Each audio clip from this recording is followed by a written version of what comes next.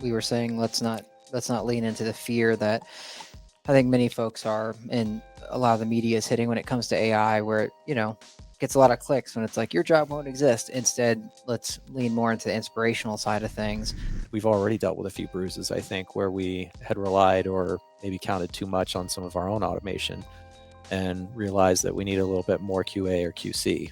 And so that's been an eye-opener for us already, and maybe a good lesson ahead of this big wave, right, with ChatGPT and other AI. It's like, let's not forget that lesson.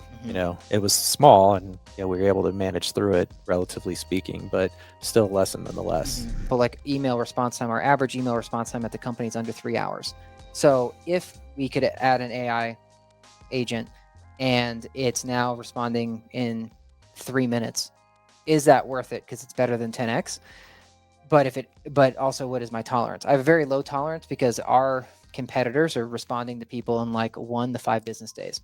And so we're already so far better the 3 hours than our competition. I don't think it's probably worth the risk of what could be like incorrect from the agent. Welcome to the Digible Dudes Podcast. I'm David. I'm Reid. Reid, it was 2 years ago. So coming back in the middle of the summer of 21 from the pandemic. So we had gotten the office space. Was it April? I think April of 20. That was March. March of 20. You're right. It was literally. We never moved in. Yeah. And then we finally came back. I think it was June of 21 when we finally opened the office at that point. And we kicked it off with a quarterly, I think it was a quarterly kickoff. Plus we did like a workshop that I think you hosted, right? With the 2050 thought experiment. Yep. And so we're now 2 years later, and we thought it'd be good to pick back up and say, how have our thoughts, or maybe you and I riff a bit on what's different with, or how would this 2050 thought experiment look different now based on, changing in the market and tech and whatnot. So yeah, and in a way, are we already seeing some proof points of kind of what we were trying to mentally, I'll say, prepare them for a couple of years ago? And I think we clearly are, because not that it didn't exist, and I don't have the exact timeline on ChatGPT or GPT-3 or whatever. Now, waiting for 5 with bated breath, but that wasn't part of the discussion 2 years ago. Now it's dominating the conversation, in the digital world. So that, I think, is one of those examples of, we mentioned how quickly things would be moving, how important it was that you guys develop new skill sets. And now we already have a very good example of that. And how do we coexist with this new technology that is, taking over so much of, I don't want to say our lives, but certainly, this digital disruption. So just to set it up just a little bit more, when they came back, we were like, hey, we're not going to work today. Part of that is just so, we've been seeing each other on Zoom from the neck up, but let's get a chance to get acquainted. And then let's work the right brain, as I like to say. And we're going to challenge you to think what your roles might look like, or your department might look like in 2050. And we weren't trying to lead too much, but there was maybe a little bit of that hint or tag, like, does your department exist type, like vibe. And that, I was pleasantly surprised when they came back after the breakouts. There was, a few folks that were like, we're not sure if this department or this role will exist. Because to give listeners perspective, 30 years ago, Amazon didn't exist. I mentioned that to my mom just yesterday, and she was like, really? That can't be possible. Google didn't exist 30 years ago. Right. But I told her it's almost 30. So Amazon turns 30 next year. And that kind of blew her mind. But the amount of tech, in particular, the big tech that has arrived in the last 30 years is pretty mind blowing. And so that's what we wanted them to understand, is like, now think at the speed that tech's moving, what the next 30 could look like. And now, tell us what your job would be. And so most of them, outside of client services, even client services definitely had some things that they thought would be radically different, but that they felt automation / AI, would take over most, if not all, of their jobs within the next 30 years. And then the next question that I posed to them was, so what skill set do you think you really need to start working on or developing now, so that you're not a casualty, if you will, to all this disruption and, change. And that was where we got the most, I'll say, blank stares or, people tongue tied because they weren't totally sure. And it seems like an easy answer is I should learn how to code, Mm-hmm. but it's like, code what? Can you be more specific? And then we turned to the engineers. If you remember, we were like, what about you guys? Are you untouchable? And I was Mm-hmm. like, well, what about all this low code, no code? Mm-hmm. So is the junior engineer really a viable path? Because if all this low code, no code's happening, isn't that who's really getting displaced within the engineering community? And I think Victor supported that. He's like, it's true. Like a lot of the needs that you have for that kind of frontline basic coding is not going to be there. So then it makes it even more maybe daunting for, the everyday agency employee about where do I focus? What do I do? And 2 years later, now we're sitting here on this podcast, and I had said there's probably going to be some different roles on this org that we haven't even talked about or identified. And that's what we want to be. That's where we want to be, meaning we as a company are helping, embrace, lead that change. And, we are going to have some positions that are going to be available, and you may or may not be qualified, but at least you know that we as a company are evolving and trying to create some of those opportunities. And I feel like you obviously have a couple roles now underneath you that are examples of that. We have other ones like the implementation manager, delivery manager. And I'm not saying those are all new to the world, but they weren't on our org 2 years ago. And so we're seeing a lot of this. And you had mentioned just before we jumped on, just AI seems like a tired subject, but it's still very much, I mean, it is a reality, is it's still, we're in the early stages. I think when you say that's fair to say, as far as how much it's changing things, how quickly it's changing things. And then of course, how do we operate within that context? Well, what I liked is we were saying let's not lean into the fear that I think many folks are, and a lot of the media is hitting when it comes to AI, where it, gets a lot of clicks when it's like your job won't exist. Instead, let's lean more into the inspirational side of things. But definitely find that balance because there's got to be a realism, like about how you as a human, but also how a company needs to adapt because of changing technology. And um, I was mentioning right before we started that mobile, the move to mobile web when smartphones came out felt similar to me, where it was like, oh man, you better get on the mobile train. And I remember all these like companies saying we're mobile first, like as if like I don't know, as if the market cares. Mm-hmm. And in some ways, there's a lot of companies that are like, oh, we're AI first or whatever, we're AI, blah blah blah. And I don't know how much the market cares about that anymore, because even when we had Professor Beaver at the Digible Summit, was that 3 years ago? That was in 19. 19, he was like, look, AI is a bad buzzword. It's mismarketed a lot. Most people, when they talk about AI, they really just mean machine learning. And these large language models like OpenAI has is actual moving towards real AI. Now, it's still not full AI where, it's a Neural generalized. networks and yep. Yeah. Instead, it does a certain thing well, like language, but not math, for example. But either way, I think people can now see that it's coming. Like where Dr. Beaver was saying, hey, I don't know when this will hit. People have been trying to crack this since the 50s. And it just happened to be in this decade that it's finally hit. But I think your point's strong about, Amazon not existing 30 years ago, Google not existing 30 years ago. And I don't think Google Ads even came out until like the mid aughts. So it was like, Well, all of Fang didn't exist. I think that's what we told them. yeah, that's right. That's right. So Netflix. Um, so anyways, then, a paid media strategist didn't exist, 20 years ago. So of course there will be different positions and those will evolve. Now, I think what's important is to have the growth mindset. So you're always learning, consuming, adapting. But I guess the good news here is that most folks in our field are used to that already. Like, like our team, it's like TikTok wasn't here 2 years ago for them to run ads on, and now it is, and they've adapted. So they'll find ways to adapt, but it just means you can't stand still. So I guess like what I'd like to start is from an organizational level, how like what's the right balance here? Because I know Jim Collins, that we're big fans of, always says focus is really important, but he also talks about productive paranoia. And I just had an interview with head of product today, and I was asking him what is the right split between a moonshot department or moonshots, from product development standpoint versus like, your stable products. I wouldn't say conveniently, but I'll give his answer. But his answer was, it really should be like 70-20-10.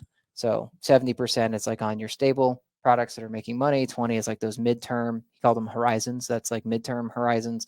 And then 10% is on those moonshots that may be like, a decade out. So how do you think does your thinking change at all when it comes to like, should we be dropping everything and jumping into, AI and large language models right now, or not? No, I don't think we should, be that radical with it. Maybe he does have, a good mix there as far as the percentages, but doesn't that depend on the business and your products? So if you're in early stage, and haven't really found stability, let's say, or a handful of products to focus on, then can you live in that 70-20-10, mindset? And maybe that works for us, but that's not, the point here. I get it. I think using Jim Collins, back to that and his focus, he also, and I don't know which of those books, it was the whole bullets and cannons, which we had a good conversation, but we didn't quite get to the finish line. I know you remember that. It's not easy necessarily to define what, bullets look like versus cannons. Maybe cannons are easier, but that's where I think, people should be leveraging, I'll say, AI is, shouldn't we in this era be capable of shooting more bullets, whether it's you're building them or whether you're applying some of the new tech? So again, the GPT, it's like everyone, I feel like, is racing right now to figure out what applications they can get out of that. And so isn't that a bunch of bullets? Meaning it's like, hey, we stumbled upon this application and now we could productize that. And that should be more prolific, that use case.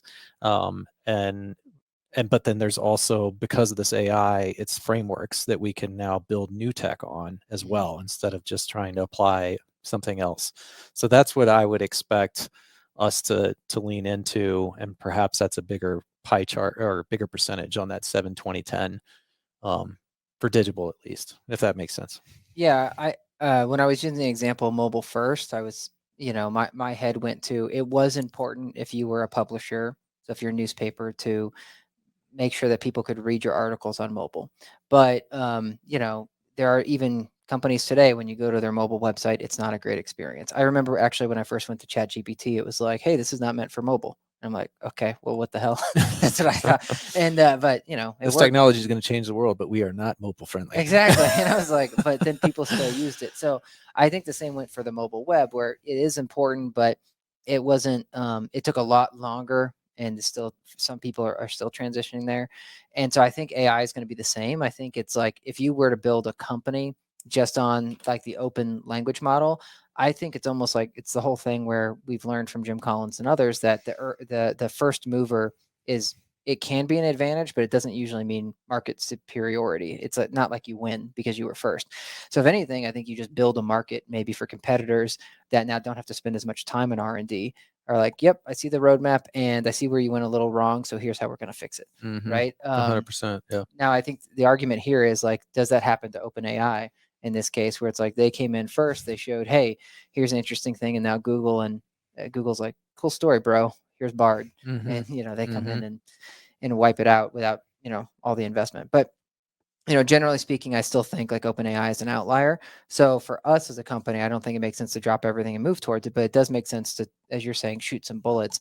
And then likewise, our team members should be doing the same. I mean, I was saying to that head of product I was interviewing, I don't believe, I haven't seen it work often where there's an innovation department only at a company, and all the innovation comes out of that. Instead, it seems to work better when you encourage all of your employees to be, really using their brain, looking at the whole picture, and then innovation can come from anywhere. And so in this case, I think innovation can still come from anywhere. They can, give them access to these tools, allow them to use these tools and experiment there. And then when you find some sort of traction, now maybe professionalize it, because there are some risks with any of these tools. So anyways, back to your 2050, I do see this though accelerating. I think over the next, 3 years, we're gonna see major developments here. I do think that some companies are going to be quick to eliminate jobs and hope that AI can do it instead. But there's going to be a lot of mistakes along the way. And I think one really easy example of that is you were giving, was it CNET? What was that publisher that used large language models to write a bunch of It articles? was CNET. Yep. Yeah, so they wrote a bunch of articles. You said they didn't tell their their Their readers, audience. Yeah. and then it And backfired on them. yep. And it was because of some really like you would think pretty easy stuff to catch. So that makes you question what, if any, editing was going on, because that would potentially be human well, payroll. Like, and that's what you're trying to avoid. But I think we've seen a million examples already of it's not there yet, and who knows how long that will be before you can trust it to do, like, I think, with some basic math. It's like, how did this Yeah. happen? But it was easily caught by several readers, and then there was some weird grammatical stuff, things like that. Where were you going with that? Well, I was just saying, like, that to me then means like there will be some companies, like let's say that Digible was super bullish here. Let's say we decide to cut 25% of headcount and use AI to get there. We need to be prepared for a lot of bruises, bumps and bruises Right, along the way. right. Yeah. In fact, right now, I think we have a pretty good reputation internally and externally as far as not getting kind of too caught up on some of this new tech. And certainly we haven't, and we have no intention of doing layoffs as a result. But where we've just got completely consumed and distracted, back to your original point on focus, with this stuff, and now that's completely caused us to take a right turn, off of our path. But at the same time, we aren't ignoring it, putting our head down. Like, we are intending, and if not already, showing some experimentation. And that to me is the right balance, both internally and externally, because it's not probably in your best interest as a company, especially if you have any relationship, to technology, to appear like you're behind, or that you think this is, some of those people that call the internet the fad, right? You don't want to be that person. So I think finding that balance is really, best, both for your employees, so they also feel inspired and excited, but not freaked out, that you're trying to go from 0 to 60 now with some new stuff, and that the market sees it the same way. We definitely have, as you said, well, I don't know if you were mentioning that, but we've already dealt with a few bruises, I think, where we had relied or maybe counted too much on some of our own automation and realized that we need a little bit more QA or QC. And so that's been an eye opener for us already, and maybe a good lesson ahead of this big wave, right, with ChatGPT and other AI. It's like, let's not forget that lesson. It was small, and we were able to manage through it, relatively speaking, but still a lesson nonetheless. Not to get too caught up. No, but I have a good example here with that. Like, one of our automations screwed up and spent, I think it was 20 times the budget that it was supposed to spend. And so when you look at that, like, error rate, our error rate on the human side is, under 1%. And then it's like, but then this one thing 20x, and spend can go quickly. You can't like call it back and say, oops, I didn't mean to, right? And so when you think about, like, where I'm going with this is, just because a company, any agency, let's say that this did empower certain agencies to reduce headcount by 25%. It doesn't mean that they're going to immediately drop their rates by 25%, right? And they probably can't afford to at the beginning anyways, because of these errors like the 20x spend, because they have to still be a viable business. So if anything, I think when you think about it, it's going to be more like upstream that efficiencies will be found, and then that will just mean more margin for those folks with some enhanced risk. Eventually, over the years, the market will adapt and say, hey, now that everyone's figured out how to all drop 25%, but the error rate is back to 1% or less, then maybe now margins get compressed, and now all of a sudden the client sees the impact of that, and they're like, hey, great, it's less expensive than it used to be. But that's kind of my point about mobile web, where it didn't just hit all at once. It took time. Same thing here. Like, there's a lot of time for businesses to prove, like usually we like to run tests for 6 months. So any business that's jumping on it now that may be reducing headcount is going to go at least 6 months.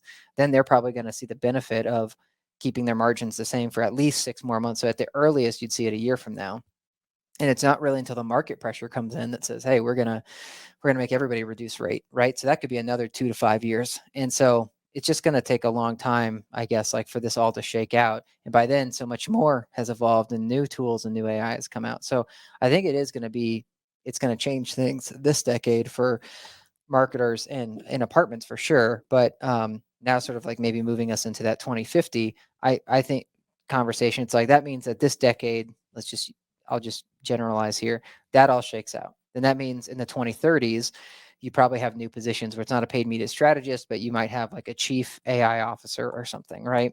And then you still probably have some human watching it somehow, because you're not going to like remove all headcount from paid services. You'd have someone that needs to make sure it's almost like a power plant or something. You don't have 50 mules turning the windmill anymore, whatever, right? You have like three, but you still have someone watching the mules.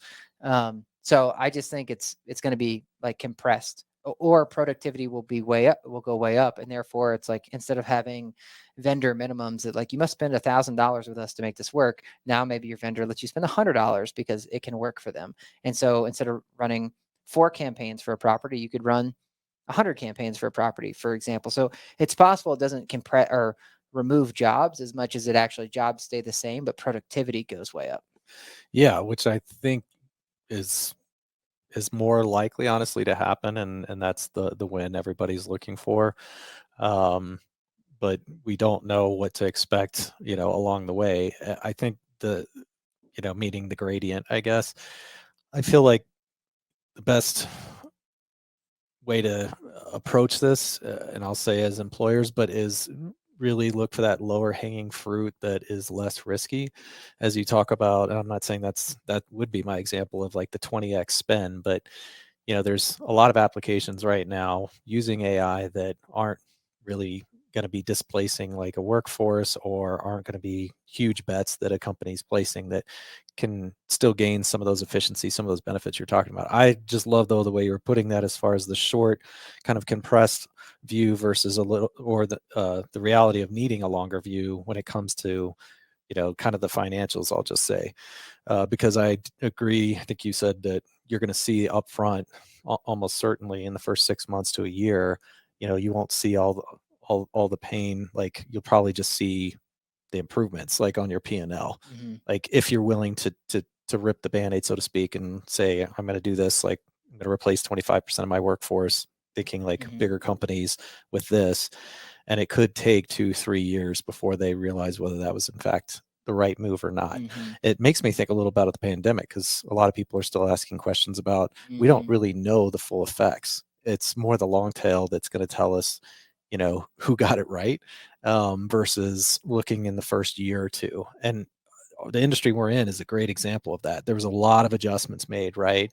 And self-guided tours is one of the best examples, where it's like, holy crap, we have got to adopt that tech now.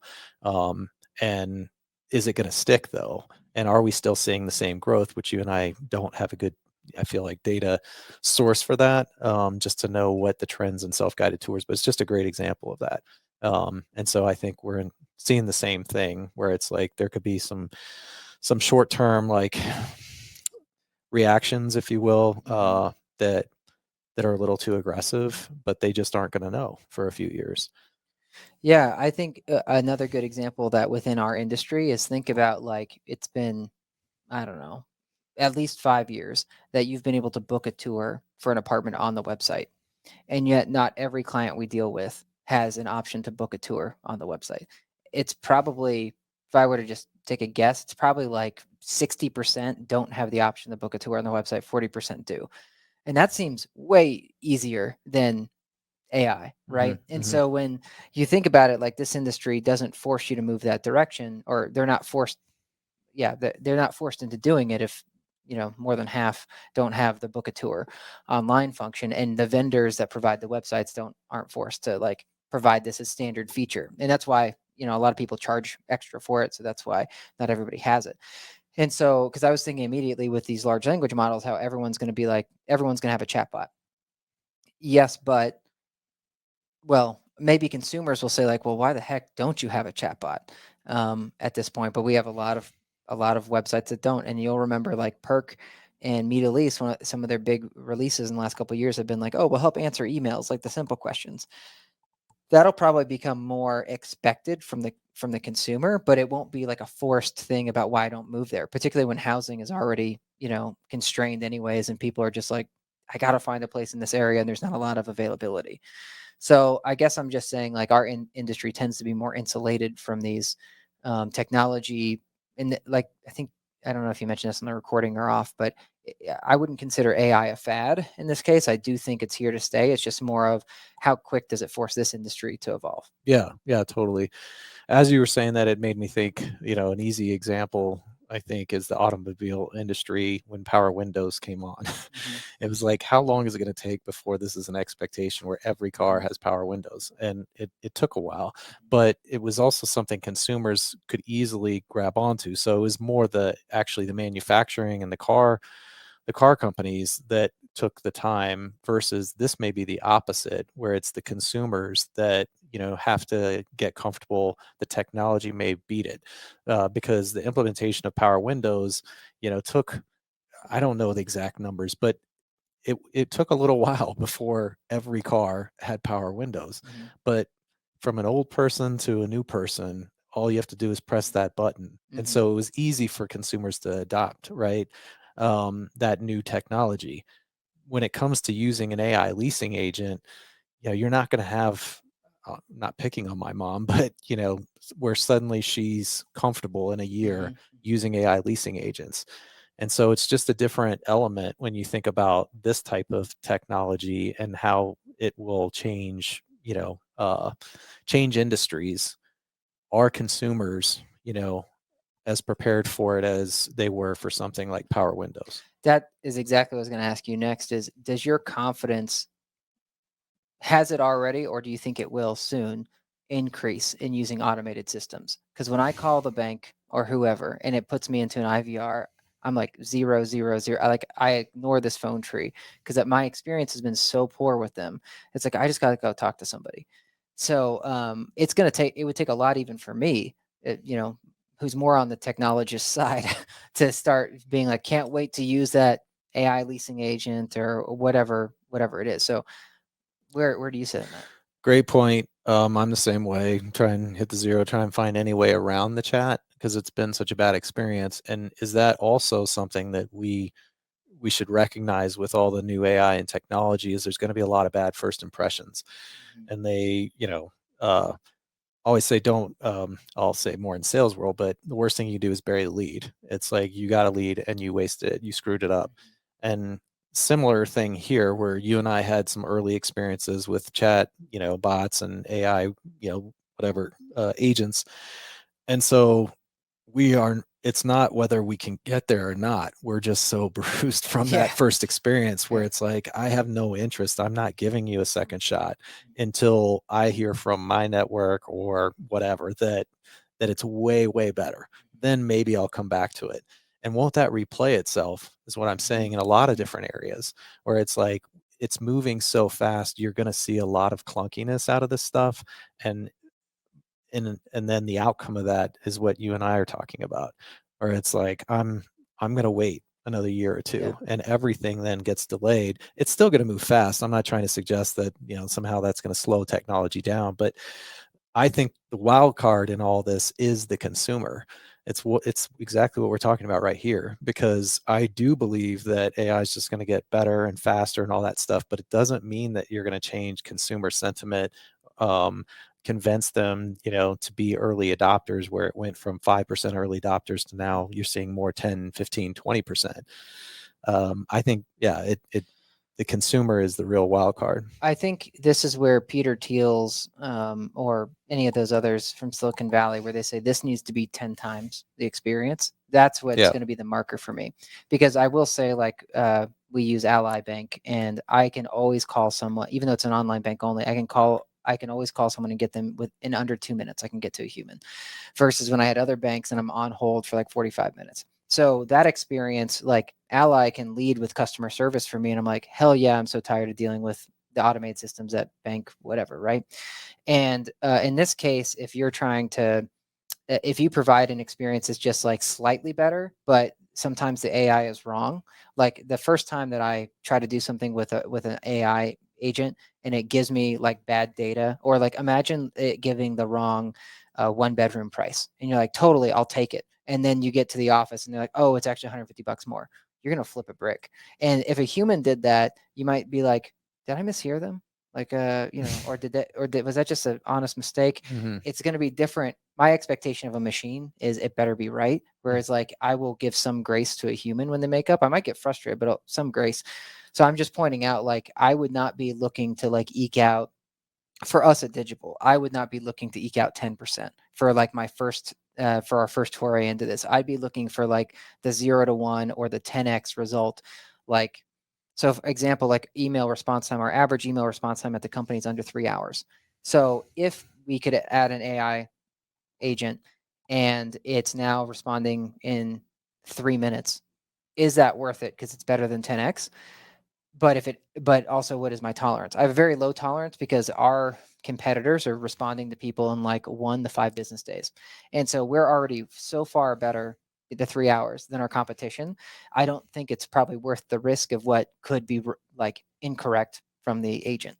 Mm-hmm. Right. Mm-hmm. So then I'd be looking somewhere else to say, I don't, I don't know, maybe it's copywriting or something that now we provide free of charge because of it. And Mm-hmm. so maybe that's 10x better. I don't know if this is the appropriate place to squeeze in the infinite game, but just in how people are thinking about this and approaching it versus, I I was thinking shareholders and what they're going to be pushing for and expecting versus a digital privately held company who, you know, has the luxury in a way of thinking differently about this, being a little bit more cautious. You mentioned the marketability earlier in the cast, but you can bet shareholders are going to be pushing super hard on these larger companies. Why aren't you doing this, this, and this? Mm-hmm. And that's all part of that finite game, right? Mm-hmm.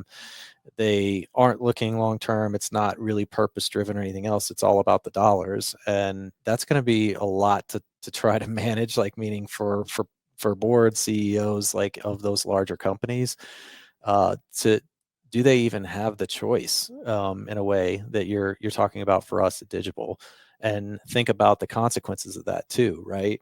Because they do, these public companies drive, overwhelmingly, commerce, infrastructure, etc. And the more the press that this stuff gets, the more media that then hits obviously consumers, but also shareholders. And just yeah, I hope we can maintain more of an infinite game mindset as it relates to this topic, um, versus feeling the pressures or like there is a clear win or loss here in the way that we go about it. Yeah, well, I think I remember when we did our branding exercise maybe like 3 years ago, and Steve was leading it, and he was like, "What if Digital was a car? What brand do you want to be?"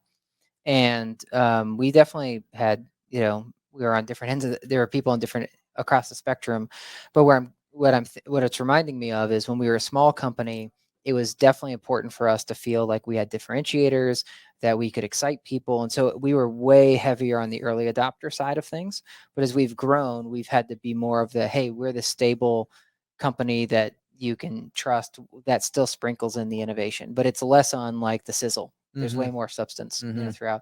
So I think this is where it gets challenging, and Digital needs to know what type of car it is. But do we keep that same ratio, or does it become even more and more and more conservative as we grow? And to your point, as a private company, we could more easily maintain like whatever car we decide to be, and we could be unabashed about it, Mm-hmm. to say, you know what, we are not a Maserati over here. We don't charge you a Maserati price, so we're X. Mm-hmm. And that means that we are not going to be the first ones to throw a battery in the car or whatever, like, or self-driving, Mm-hmm. but we will be there, right after the 10%. Or like we're experimenting with self-driving, just because we don't want to let others be the only innovator, but we don't put it into our car until it's got this accuracy rate. And I think that makes the most sense for us. I know how exciting it can be, and I'll say was for us, like with Fiona when we first brought that to market. Um, but we learned the lesson that we may have read after about, meaning the Jim Collins with like more often than not. I mean, it was overwhelming if I remember. It's like 90% plus of first to market are not the winners. Right. It's almost always going to be the person that comes in behind and does it a little bit better, a little bit smarter, a little bit more efficient. And so, as much as, like I said, I enjoy being the first to market, creating those 0 to 1, experiences or products, I think it makes more sense for us at the stage that we're at that we take that more conservative approach that you're describing. But I know you've been, excited, and you had, another interview today, and really looking forward to getting that product leader here at Digible in place. But just that R&D budget, um, and is that so much about like productizing? And I know you don't feel that way, where it's like we're really focused on the ROI, and that's where we're really still getting to play, being super forward thinking, bleeding edge, all that stuff, the sizzle. But we're not pushing that to our clients. Mm-hmm. It's like this is our playground, our sandbox, and we're going to maintain that reputation that you guys, meaning our clients, have gotten to know us for and excited about. So we're not turning full conservative, is what I'm saying. That will be the element of Digible that will still remain like kind of liberated, I guess, of like opinion and P&Ls and all that, client experience. It's like, this is where we're really going to explore. Well, that's where I do think the private company allows us to do more than even if we were, venture backed or, of course, public. But where I think maybe we mentioned this on another podcast, but Google had had basically had the capability to do what Chat GPT did, like 5-6 years ago, but they couldn't. They were afraid to release it because of basically innovators' dilemma, how it could rip their business apart. We don't have to be worried about that. And I remember when you used to pitch, like everyone we would talk to, you'd say, like it's because we've built our business, with being able to scale in this way that we can do these things, whereas our competitors could never go and do these things. Like Fiona, it would financially wreck them. Yeah. Right. When Fiona's recommending reduce your budget, and our competitors would be afraid to tell anybody to reduce their budget. So I think that still holds true now. We just have to stay committed to it and make sure that even, if we pick our one number as a company being net income, we have to be willing to, like, it's not, in that case, it's like net income, but, with a side of, reason, I guess, like, and, long term, like you're saying, infinite game. Well, any other, before we wrap this one up, as you think outside of Digible and look at the industry right now, do you feel like multifamily is going to uphold, I'll say, not its the reputation I don't think it loves, but just that it's going to be slow, or do you think that all of this AI happenings is going to get the industry caught up, or do you think that this gap between multifamily and real estate and automotive, healthcare, hospitality, et cetera, is going to remain? So that's like a very macro question, but the advent of all this AI, will that close that gap, or do you think it's still going to come down to, as long as we have the same owner profile, if you will, the same investor profile, we're still going to see the same gap? I think it's going to actually be, I'm glad you asked that, because I was wondering how you thought about it. But my, feelings on it are, it'll probably accelerate in the short term and then actually help leapfrog. So I'll give an example here, but like Singapore, like the entire country of Singapore is wired up with fiber internet.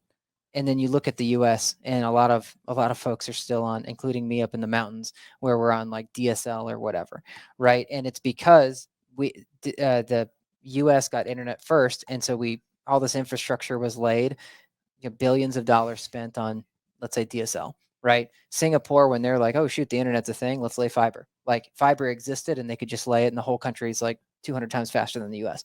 So I think the same thing exists here, where there's still going to be some industries like automotive or hospitality or whatever that move faster with this. They're going to be the ones with the R&D expenses, spending the billions of dollars on infrastructure. But then at some point, as it comes to multifamily, we'll be laying fiber, and we'll finally catch up. But there's going to be a lot of noise in the meantime where you have all of these, startups in multifamily that are like, check out my new thing. And I think a lot of those are more features than companies. So I think you'll see a lot more, you know, SaaS tech like companies come into multifamily. But they're not going to be a real like company. It's going to be like more of a product or a feature than a product, and they're going to flame out. And then, or they'll get bought up or whatever, and then assimilated. But long term, I think if you look 15 years ahead, I think the gap will actually help to be closed with multifamily compared to these other industries. Yeah, I think that makes a lot of sense. I also feel like the appetite and also execution for change management is going to shift significantly with multifamily. So the timing lines up well for this because do feel like ownership, in multifamily is a big reason that it's stayed behind. It's not just the operators of property management companies or the personnel that they have in these technology or product positions, if you will. It's every bit as much the folks that own these buildings, and that is going to turn over just the way you see. And it takes a little longer time, but baby boomers to Xers to millennials, but you're starting to see some of that. I feel like we won't name names, but we know within some ownership groups and investors that we're acquainted with that are more future thinking, more forward thinking. And so when you pair that mindset that is more comfortable in wanting to see change management with, this burst of new technology, isn't that going to be the inflection point, that will, as we're saying, catch them up or catch the industry up? Because it can't just be that the technology is there. It obviously has to be that the ownership, that run these buildings and operators are just as ready. And so I think that's where some of that generational shifting has to occur, which I expect it to. In the next decade, I think you're going to see some significant changes as far as who's running the show, so to speak, or holds the purse strings, and they're going to be pushing for this stuff, and that will help catch the industry up to. There won't be a tolerance, is what I'm saying. There was a really interesting story coming out of Houston just last week, but they had so have you heard of real estate syndicates before? Okay. A lot of our audience is gonna be well more acquainted with this than even I am. But effectively, you have all these like, I don't want Is to. this from our podcast a few No. months ago? The guy talking about the marketplaces and all that No, this is different. internationally? No, okay. But anyways, like basically, there's all these folks on YouTube now about like, here's how to get your side hustle going on, and some of those have obviously turned into, as they always do, like get rich quick schemes. And there was this one fella in Houston that was following along with this, and then he started raising money. And when you rate, it's more of like, hey, you can invest $10,000 in me, and then I'll put it into a multifamily building, and blah blah blah. And so that's like a real estate syndicate. And so he had a YouTube. He was an immigrant. He was had a YouTube channel that was like, look, I used to be in IT and I hated it, and now I raised all this money. And so he got all these investors, and he ended up growing his portfolio over the last, I think it was 5 or 6 years, to 7,000 units. So massive. In fact, he was one of the biggest landlords in Houston. But he was really building his business on these like zero interest rate environment, right, where he could get capital really inexpensively. Now, but he was also on these adjustable rates. And so then when interest rates went up, his payments were basically doubling, and he basically was defaulting on these payments. His thing was buying rundown complexes and then supposedly fixing them up, flipping it. It got so bad in Houston though that the mayor of Houston actually came and did a press conference outside of one of his buildings saying like, these are unacceptable working or living conditions. I can't believe they're not doing these repairs and yada yada. So anyways, now that they're just going through this, like, now what happens with these 7,000 units. Anyways, where I'm going with this is just building onto your point. I think there's probably a lot of these types of stories where there were people that were like, oh shoot, look, I can make a lot of money in real estate, and they're buying, but they're new to the game. They're buying these complexes. Now as the rate environment gets higher, and as just other market forces get more complicated, those inexperienced folks, a lot of them are going to churn out. And so you'll have these more professional operators be able to come in and take over those assets. And then you'll have a lot of these, as you're saying, like modern thinking operators that will be leveraging technology to do even a better job. And so I just think there's going to be a lot of change, not just because of technology, but just from market forces and who comes in and applies that technology. Yeah, super interesting. Want to read that article. The guy from Houston, as you were describing it, reminded me just a little of the marijuana industry here in Colorado, where you had a lot of folks that really didn't know how to operate, that were finding some early success. And then, Wall Street came in, with a very forward thinking, as well as, of course, a lot more capital, and said, this is how you really operate.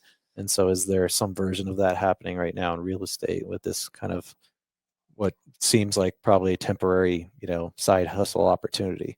But who knows? Maybe they're, so people find some success, like longevity, with some longevity. But yeah, fascinating stuff, fascinating times. Well, where I wanted to go, two last things. One is the reason it was significant about him with the being an immigrant that then did this was that he basically, you could argue, or some people are speculating now, he was preying on other immigrants and that were like looking for someone that felt like them that they could invest in, that had been successful, and there wasn't due diligence. It's like they could just put money in, and now all of those folks are basically losing out because these complexes are getting repossessed and they're out. They lose everything.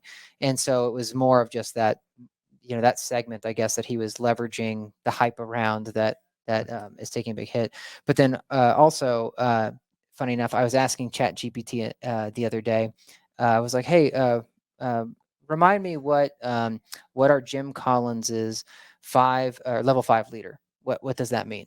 And when I phrased that question, it was like, I'm sorry, I don't have enough information on Jim Collins. And I was like, are you kidding me? This guy has written like 6 books and is like all over the internet. Quoted all over Yeah. So then I changed my prompt. I said, what is level 5 leadership? And it said, level 5 leadership was coined by Jim Collins and it means X, Y, and Z. And I'm like, what kind of, like, that's crazy. The kind of thing that like you could submit to your AI bot agent and you might not be willing to ask it a question again, particularly if you're like, imagine if you buy one for a property and you try to take the stance of like, let's pretend that this isn't a bot. Let's pretend that this is a human. And it's like, and it gives an answer like that. You as a consumer be like, oh shoot, I guess there are no 1-bedrooms available. Right. Exactly. Yeah, the prompt engineering, I think Victor mentioned that when we did talk to him about ChatGPT, a few podcasts ago. But I don't know, he doesn't think it's going to be maintained, like meaning these roles, the need for prompt engineering. But it's exactly what you just talked about, is like, if you do not know how to prompt that tech, it may miss or give you a really wonky answer, like and that could be one of those skill sets, bringing it back to the 2050 thought experiment. Like, will we need or be looking for that from some of our employees, where it's like, we don't want to have to hire prompting engineers. You guys need to develop the skill set yourself, because you just learned it in just one moment, not meaning now you're a master, but it's like, it was a quick example of like, oh, I have to frame this differently. And so, yeah, it's just interesting example of a new skill set that needs to be formed, And back to your point of like, what is you're kind of getting at this, but what is the behavioral impact of this? It only worked for me because I was like, I don't accept this. Like, I know there's enough information to get about level 5 leader. And that's similar to like when I remember when I was at the first employee at the first startup I was a part of, I would use 3 different search engines to find what I was looking for. So I'd first try Yahoo, then I would go to Google, and then I would go to, like, depending on what it was, I actually sometimes would, but they were all different systems. And so some of them were just better at finding different types of answers. And so I always had 3 that I would plug my query into to try to figure out. And I remember at the time, the owner was like, how are you so darn good at finding this stuff? And he would often send me emails at like 2 a.m. He's like, how did you find this ? And I think that's what it's going to be like in this case, right? Is like, that skill for me worked well for like 4 or 5 years, where it's like, oh, David's just great at finding this. Now I sometimes get that response from people, but not like I used to. And Mhm. I think you're right about these prompts. It's going to be that, and it's also going to be like, does it pass the sniff test? Like, or is this something you got to look into more because you're like, something feels off about whatever this response is that it gave me. Mhm. Mhm. So, all right, well, so slight update on our 2050 thought experiment. I think your overall sentiment holds true. Jobs will be different, in 20 years. I feel like, but back to kind of early proof points beyond the tech, because the other half of that message was, look for these new roles to start popping up at Digible. I want to say that we have probably 11 different job responsibilities, like actual job descriptions, than we did 2 years ago. So not 11 like new role or well, yeah, 11 new roles, but like unique roles. Yeah. If you're following me, Yeah. that's pretty wild. Some of that is due to technology, but some of that's also just due to growth. Our Totally. stage. I'm Yeah. not saying it's all technology, but there's definitely it's influenced a lot of that. Mhm. Meaning we need to put more support behind it, or we need to, have people that understand how to leverage it. Adam is one of my favorite examples. The marketing automation engineer goes from paid media director over to that role. And Well, it goes from like paid media strategist to like director. yeah, VP. yeah. Yeah. I just mean on the tech front, where Yeah. it's like that is a great example of somebody that for 10 years had made a good career and done well at Digible, like with the kind of basic X's and O's, if you will, of paid media management. Mhm. And now he's in some sort of quasi, I'll call it engineering role, coding and finding ways to use technology to improve efficiency and performance. Mhm. It's a cool story. Mhm. Cool. Well, hope you guys got something out of this. So, next week we are at NAA. So I don't know if maybe this will get released then. But anyways, we're doing a lot of recording at NAA, so you'll get a lot of fresh looks from us after we're back. All right.